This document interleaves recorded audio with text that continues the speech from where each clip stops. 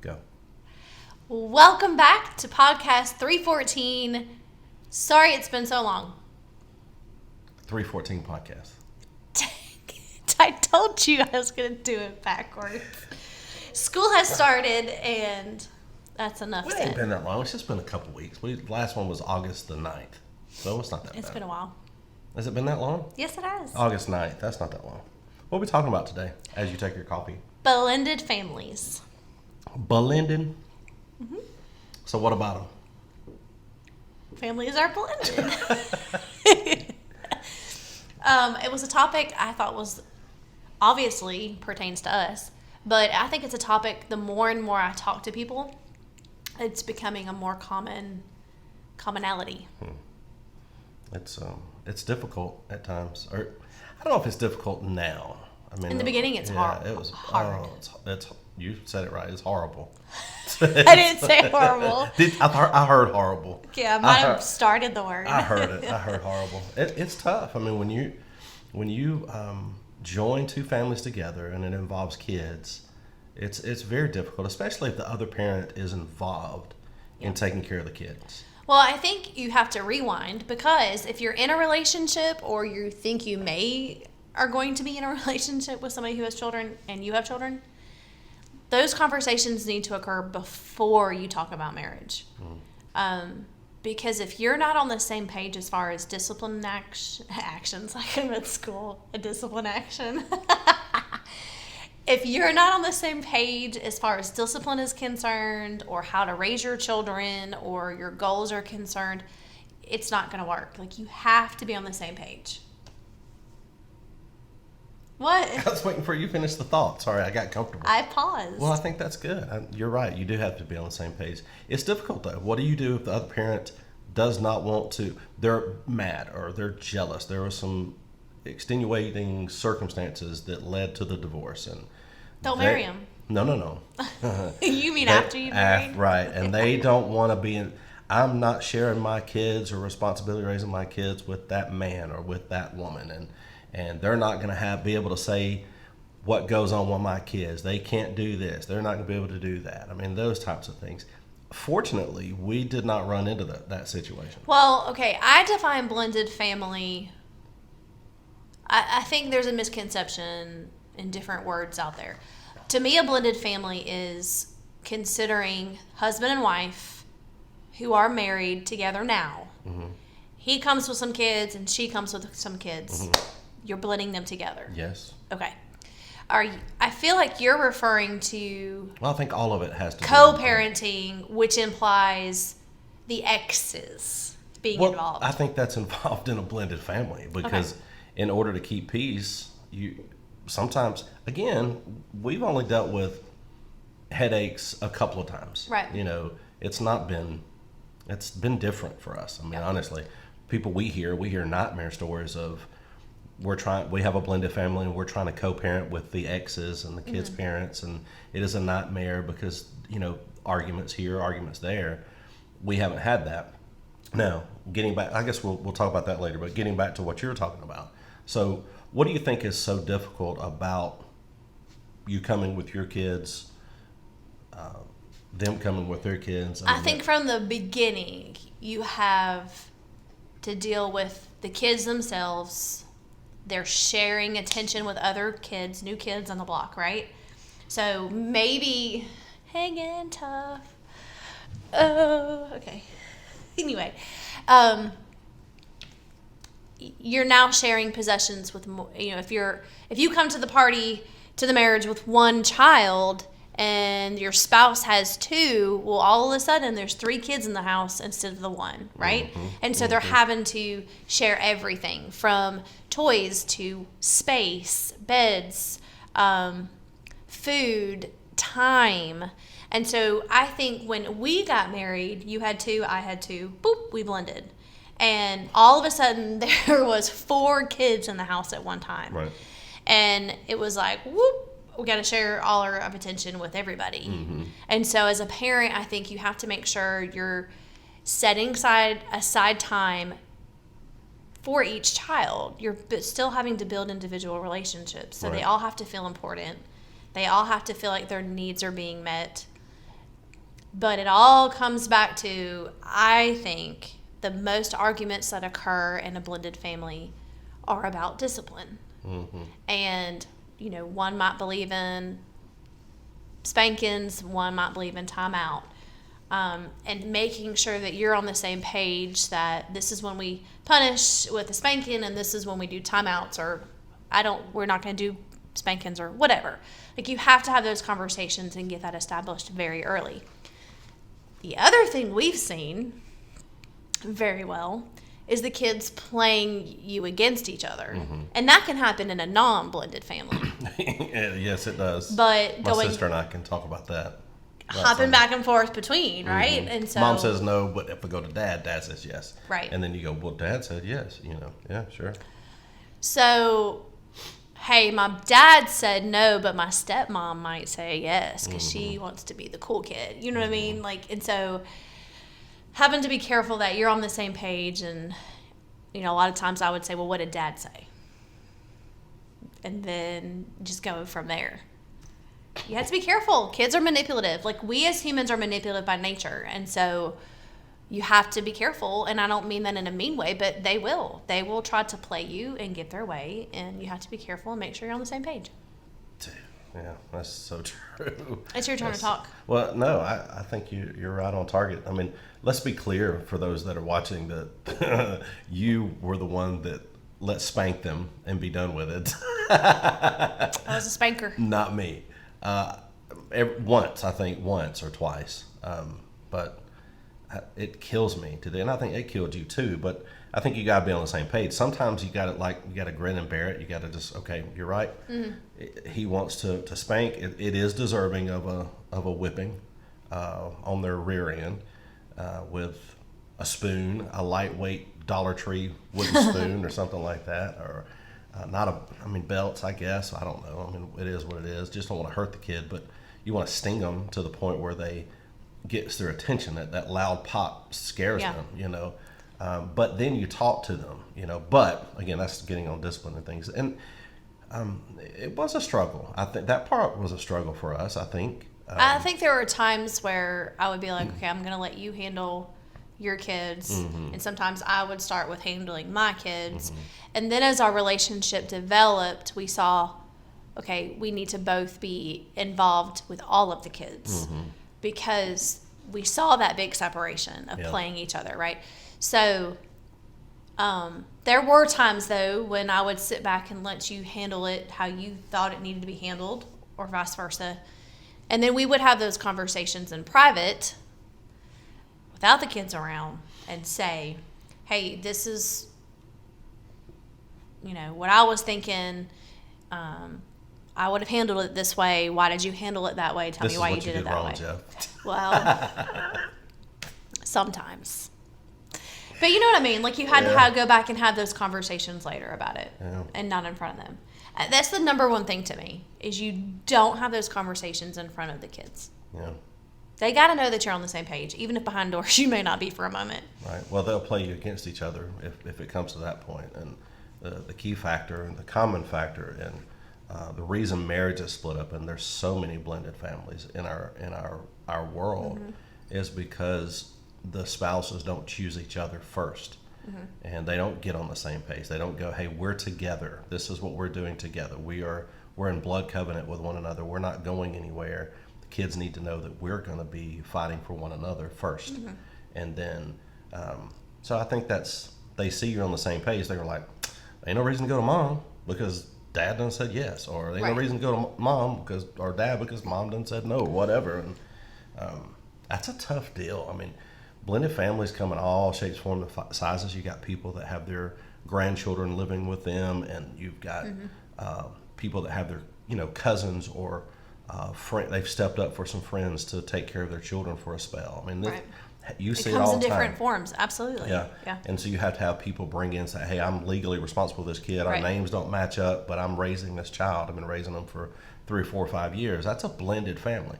And then the dad or the mom comes back in the picture. You have a dad that's in jail, or you have a mom that's, in rehab or trying to figure things out on their own. And you're raising a grandkid of a daughter that's had a baby. Thank God they had the child, and they're trying to finish their high school days. And thank God for parents and grandparents that raised those kids. That's a tough situation because we've seen it where grandparents are raising the kid, their kid's still in the house trying to finish school, and then they try to discipline their grandkid, but then that mom steps in and goes, "Hey, that's my kid. You don't do that way." Well, there's a fine line because they've been raising that child, they've been taking care of that child. They pretty much are mom and dad, and how do you let that kid have responsibility of their kid again? That's a tough I think situation. there's a lot that goes into that. I think you have to have communication. You have to have conversation with each other as grown adults. Hey, I realize I'm in your household, but I would like to start taking some responsibility back. I think a lot of arguments occur because you don't communicate ahead of time. Hey, this is what I'm thinking. This is what I want to try to start doing. We all just jump in and do it and then go, blah, blah, blah. You're bashing heads. And it was like, hey, sometimes if people just knew the why or had a heads up on something, a lot of times it goes a whole lot smoother, I think.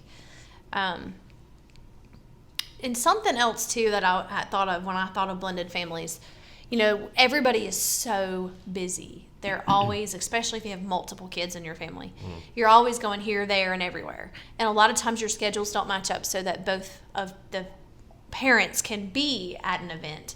So I think one thing to remember that it's okay to be separate. It's okay if you're going to your blood child's event and I'm going to my blood child's event, and be okay with that and know that, hey, you're representing the both of us, even though it's just you at that event, and not feel guilty. There's a lot of times like I would go to a baseball game for Brandon and you would go to a baseball game for Will because they were on the same night or whatever. And I would feel bad. I would never wanted Will to think that I was choosing Brandon over him and vice versa. Right. But to say with them, hey, you know that I would be there no matter what, but that we're dividing and conquering and we're going to each other's games or whatever. And you do that even outside of a blended family. Right. Even if you and I had 4 kids together, like you would still have to divide and conquer. And making the kids understand, hey, if that was the case, you wouldn't feel then that I was choosing one over the other. You would understand. And so just talking about it and saying, sometimes they probably would though. Yeah. But the one thing that we did, and we've made tons of mistakes in raising our kids, but the one thing that we did when it came to sporting events or events for our children, and they happened to be on the same night, we talked to them. I mean, even at a young age. I mean, when Brandon's playing coach pitch and Will's playing t-ball, I mean, we told them, look, this is what we're going to do, and I sat down with Brandon and talked to him about, this is why I'm coaching Will's team and not coaching yours in Glencoe, and is because at that time primarily we're getting Will 3 or 4 days a week, and I wanted him to know, hey, I'm here. Brandon was living in my house 24/7, and so Will needed to see, hey, Dad's here. He is with me. He's going to be with me. And now it's completely split in half our time. And those types of things as he's gotten older and those types of things have happened. But you sit and you talk to your kids. You communicate with them. We did it with Haley and Brandon on different events. I remember one time I was at his school, and you were at her school because you obviously worked there, but y'all had events on the same night. Right. And that's always tough. You've been in a place where you could leave and get over there for a few seconds to say, hey, I'm here. But I think communication with your children, don't take it for granted that your kids, I'm the mom, I'm the dad, this is what's going to happen, and there's no conversation about it. Sometimes like you said, kids need to know the why. Yep. But I think grown adults need to know the why too. And Sure. I think we forget that, Not the, hey, go clean your room. Why? Not that. Not that kind of why. That kind of why gets a spanking. Don't question. Not now, I guess. Our kids are way too old for that, I guess. No. Well, you're never too old. If you're watching this, you're never too old to get your tail whooped. That's not nice. They know. He doesn't mean that. By your mom. I think to me, when I think of blended family, though, I don't know, I saturate right there at that whole discipline and trying to overcome mine and yours. And I still we overcame mine and yours with Brandon and Haley 5 years ago tomorrow. Oh, when they got adopted, you adopted them, and but not every case is that way. Right? No. But ours was unique. I just wanted to brag on them, and they are yours, right? But not every case is that way, and so it's hard to break that pattern to say mine and yours or ours. Like, and I'll still catch myself sometimes going, my son, my daughter. It's our son, our daughter. But I think even in regular families that aren't blended, they still say that. I mean, it's still your own, it's ownership. You know what I mean? It's still your kid. Yeah. But I think in the very, very beginning stages of our relationship, like, I know I did sometimes, I would cringe and be like, but they're ours. You know what I mean? Like, if you were talking, let's just, for example, say you were talking about Bailey. And you were like, my daughter. And I would sometimes cringe and go, but it's our daughter. Like, I'm her stepmom. You know what I mean? Like, and so try not to get offended by stuff like that, because there is a transition time of trying to get used to even just the terminology. And you don't mean it in an offensive way. You mean it like it's been that way. Right. You know what I mean?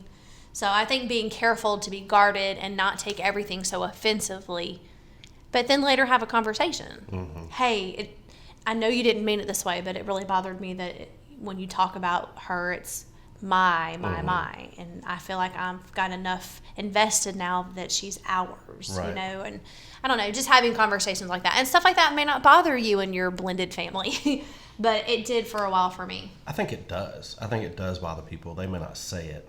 I mean, I'm a step kid. I have two step parents. My stepdad has been my stepdad for over 30 years. My stepmom the same, over 30 years.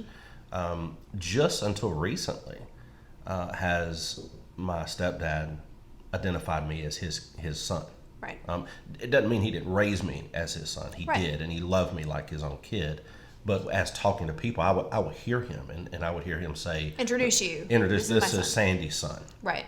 And that was fine, but I'd also hear him talk about, well, I have two kids, and I would hear him say, well, I have two daughters, and these are my two kids, and I've had two kids, and and I understand what he's saying, but even as a grown adult, I was like, well, I'm your kid, you know, dude, I'm sitting right here too.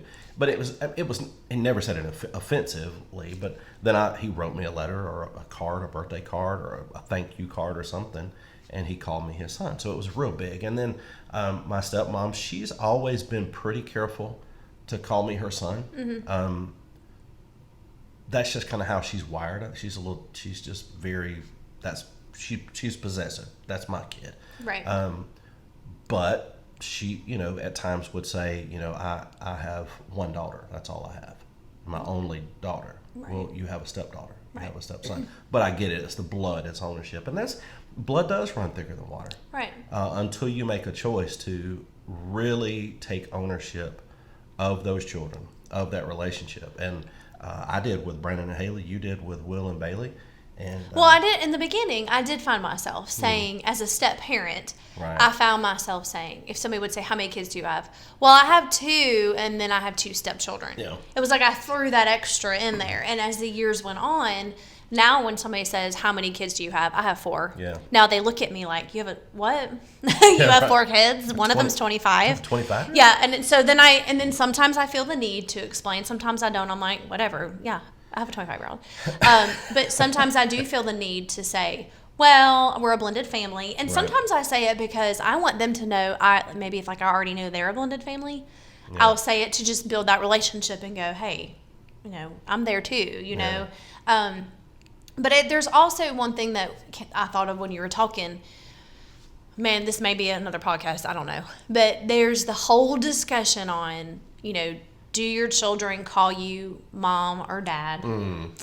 If you're the step parent, you know, how does it make you feel and that kind of stuff? And, you know, early on, I established that with Will. Bailey was older when we got married. And so I felt like, you know, she'd call me what she wanted to call me, but I felt like I wasn't as invested. Right. I'd already missed out on, you know, 10, 11 years, whatever. Right. Well, it was something he wanted to do on his own. Well, It and was more of I didn't go to Bailey and say, okay, now I'm your stepmom. I Right. want you to call me mom, or I want you to call me stepmom, or whatever. I never said that. Like, Bailey and I never had that conversation. Right. And she still calls me Ellie, and I'm 100% okay with that. Like, Right. that makes me happy. She can call me Mud. I don't care, and I would be like super happy. But like when Will, he was younger, and he was not even he was talking, but like our relationship was fresh and new, and I knew he had a mom, and I never said you have to call me XYZ. You know, I never established that. But he grew up hearing Brandon and Haley call me mom. right. And so it was automatic. Mom, Well, mom, it was mom. And it's a generic term. Like Yeah. like when kids grow up and you're teaching them words and then they generalize it into somebody else. Like Right. Brandon, when he was younger, called all older people grandma or Yeah, grandpa he did. because he just thought that's what they were called. You got funny. gray hair, you're a grandpa. You Right. got gray hair, you're a grandma, you know. And so he would call random people at Walmart grandma and grandpa. And it was cute. Sorry It was about funny. that. But then like I think Will got into that generalization feeling of mom, hey, they're calling her mom, I'm going to call her mom. Maybe everybody who takes care of me could be mom. Yeah. And eventually he kept on to the mom, and then eventually he got older and things kind of changed, and he doesn't really say it now, and that's okay, and I'm fine with that. Because I also realize he has a mom, and that relationship is fulfilling for him, and, Sure. and he has that. But I always want him to know that yes, I'm his stepmom. He can call me, again, anything he wants to. But I always be here for him, and I'm not going to just say, because you don't call me mom, I'm not going to do this for you, you know, that kind of stuff. Yeah. But I've also heard, you know, like my brother calls my stepfather dad. Correct. Yeah. And he has for years, I guess. And at some point, that just was something he felt like he felt comfortable to do. So I think it's just up to every individual and what they feel like. Yeah, I watch that a lot. I mean, I see Chase do that with your stepdad, with Lee. He calls him dad. I see my brother-in-law do that with my parents. He calls my parents Mom and dad. Mom and dad. And it's no disrespect to his mom and dad. He's got a mom and dad of his own. Right. And, I think it's a term of endearment a lot of times. It's not just that, hey, I earned the right to be dad. Well, yeah, okay. Just because you're a sperm donor doesn't earn you the right to be dad. Right.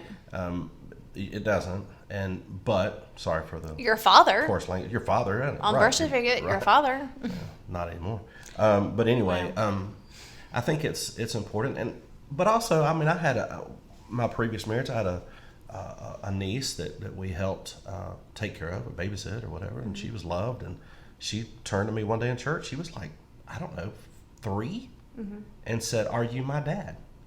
See, Because they're trying to figure she it had out. been raised by a Right. single mom, Right. and her mom loved her, and she had a papa and a nana, and she said, "Are you my dad?" And I was like, "Well," and it killed me. I was like, "Well, no, I'm your uncle," you know. And She's trying to figure out those well, relationships. everybody else has a Right. daddy. Right. Everybody else has a dad. These kids are You must calling be that my man. dad. You're You taking must- care of me. right. And Right. so it's tough situation sometimes, and it's really not for the children.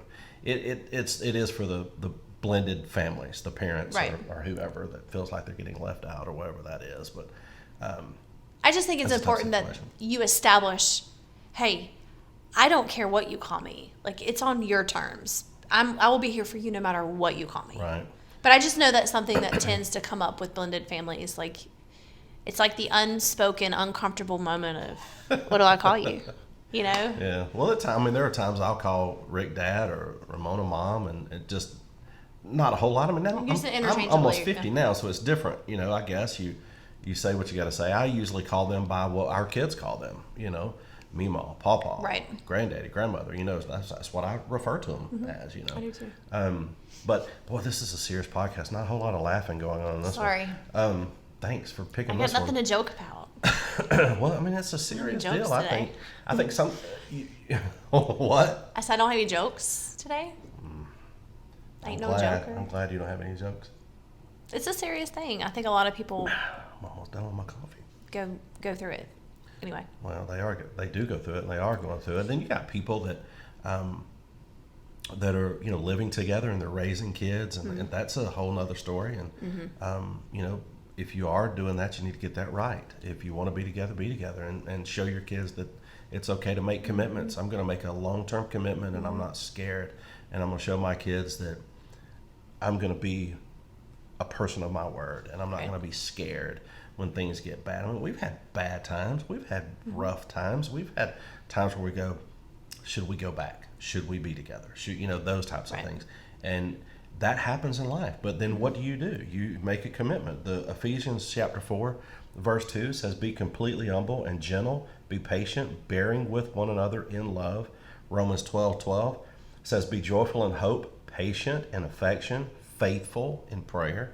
And I think a lot of times, we in our podcast, we always talk about the practical stuff, and then we get to the biblical side of it. I mean, you got to approach life and parenting, blended parenting, with a lot of prayer, a lot of patience, Absolutely. a lot of understanding, a lot of A going, lot of talking and out, and not assuming that you know what the other person's thinking or feeling.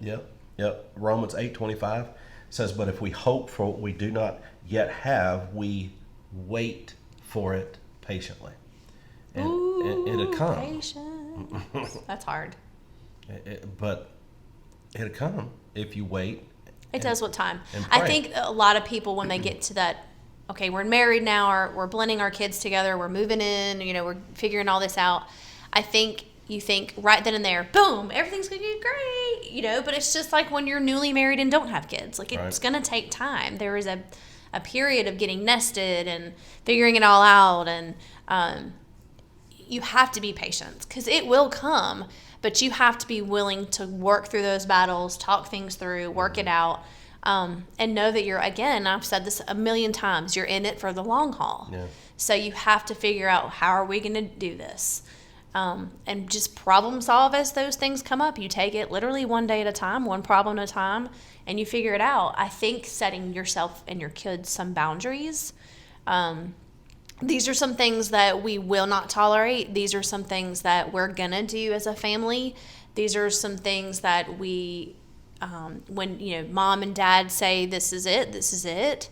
And those types of things just take time. I mean, we even had discussions as simple as like what chores we should make the kids responsible for. And I think we even touched on that in another podcast. Yeah. But like, we had to come to the table and agree on like what we thought the girls should be responsible for, what the boys should be responsible for, and at what age should they start doing chores, in what age do their chores change, like, should they clean their own bathroom, should they not, just different things and of course all these things change and are moldable as they get older, because then you have different problems that occur and you have to figure out. But I mean, gosh, and then you're marrying your kids off and you're trying to figure out, okay, what's my role in this wedding?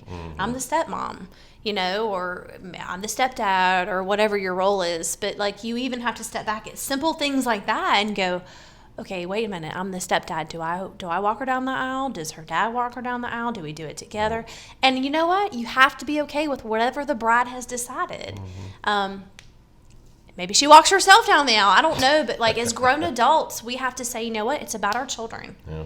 And so if they want to do something a certain way when it comes to making serious life decisions, then you know what? It's fine. It's about them and it's their day or whatever. Yeah.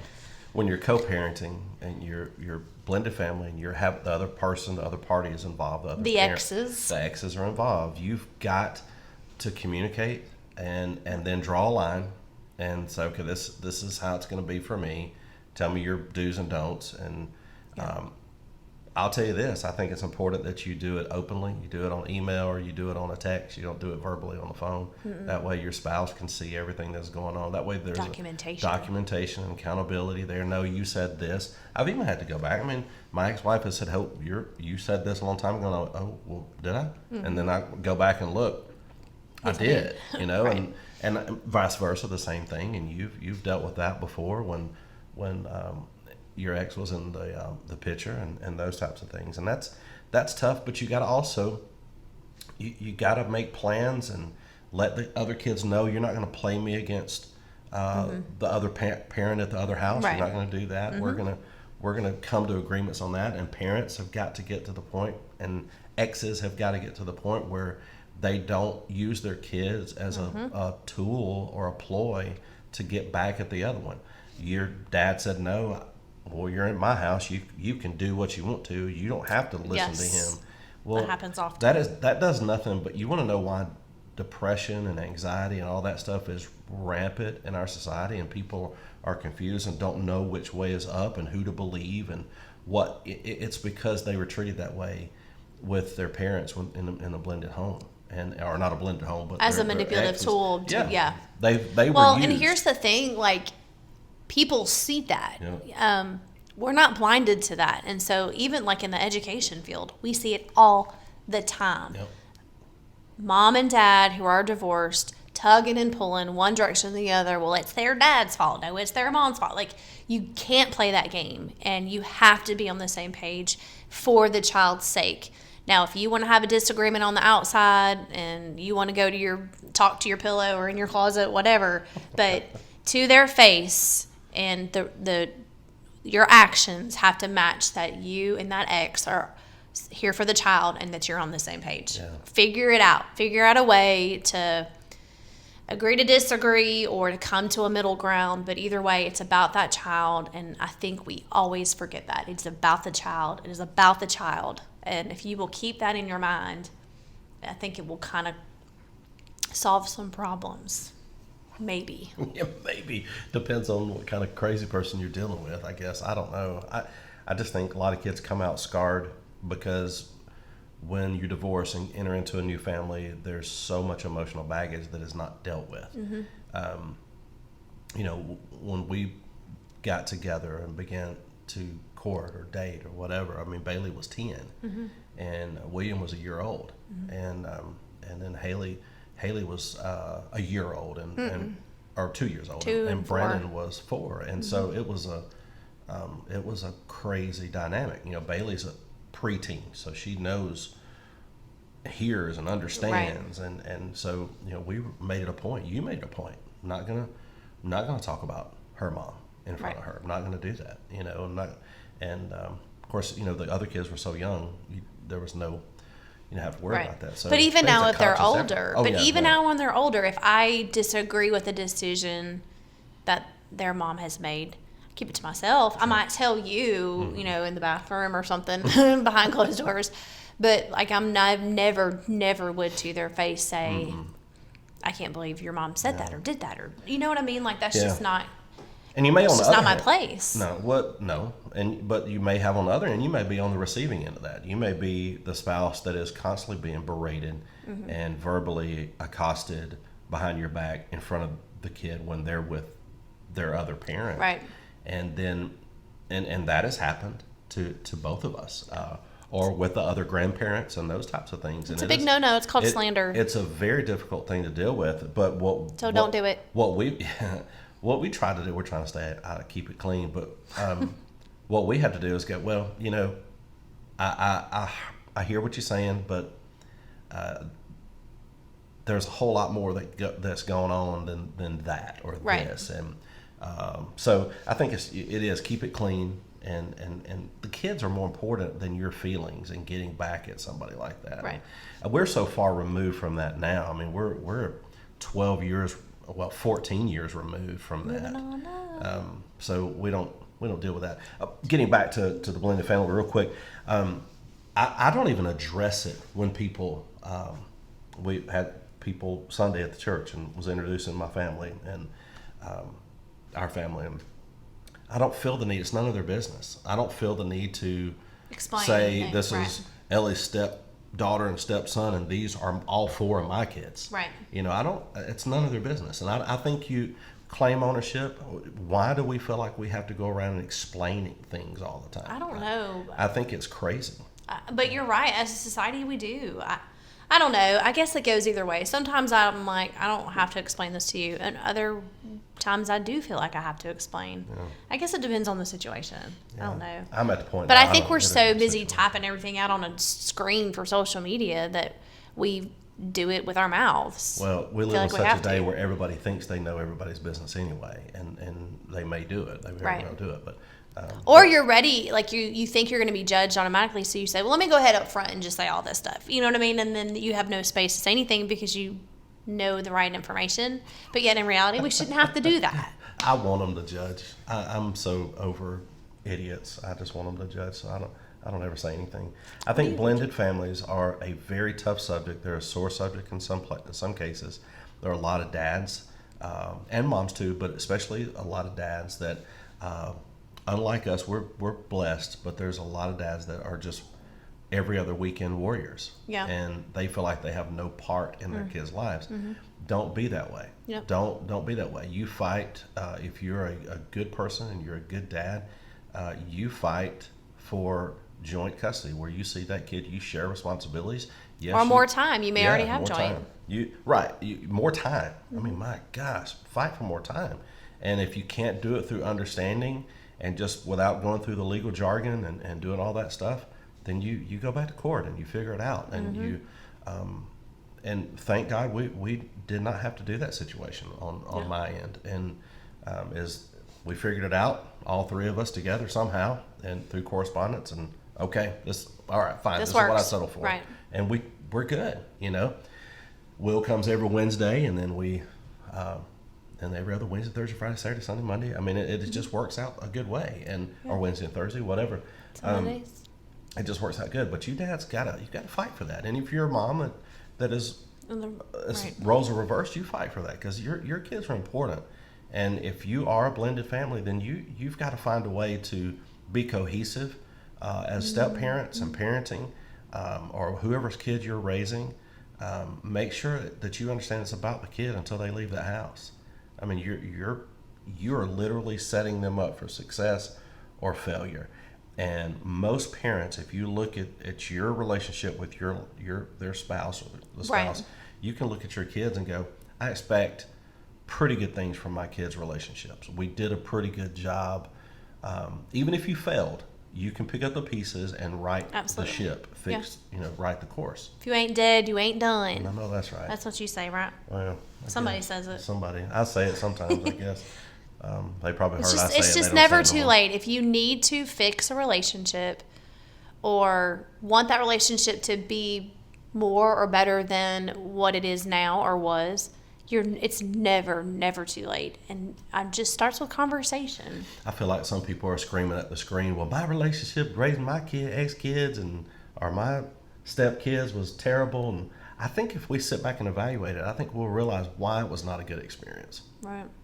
And we always blame it on somebody else. It's always the kids or the other party. It's never our fault. And I'm the main one that's had to make adjustments in our family when, being a blended family. I'm the one that had to step back and go, I've got to give some. I've got to stop being so dogmatic about this and about that. And that's been a tough thing for especially somebody that is just a old cuss sometimes. I didn't back down. I stood my ground. Oh, gosh. And I won't back down. If you're a blended family, get your crap together. I can't sing like him. No, I don't think anybody can sing like Who Tom is that? Petty. Is it Willie Nelson? Oh. Willie Nelson? I meant to say Willie Nelson. Yeah, that's Tom Petty, but that's okay. We should have a lyrics guessing game. Yeah, well, I would fail. We'll be back very soon. Hey, if you're a blended family, stay close, stay clean, and figure out a way to work that thing out. What last words for blended families? My last words? Ain't nobody else in here. Mix well. I'm out of words. I am done. Mix well. Blending and mixing. So, in order to have a great blended family, you got to mix your drinks well. So you go no drinks. I don't know. You said I'm mix well. talking about cake. Like you have to mix all your ingredients well. Okay. And it makes a perfect cake. What if you burn it? Okay, maybe not perfect. Maybe a really good cake because we're never gonna be perfect. So mix all your ingredients well, blend it up, and have a great family. Communicate. You can do it. Is that better? You can do it. If you're at the point in your life where you're thinking, God, I can't do this. I cannot be the stepmom, the stepdad, or be involved in this whole thing. The other parent is getting on, the next exes are coming in, and it's bad. You got to back up and punch. You got to get on your knees before God and talk to Him about it because He's the one that can help you fix the situation. You're not going to talk sense into anybody. It never happens. Just do you. Fix you. Yeah. Do yours right and worry about you. Worry about you, boo-boo.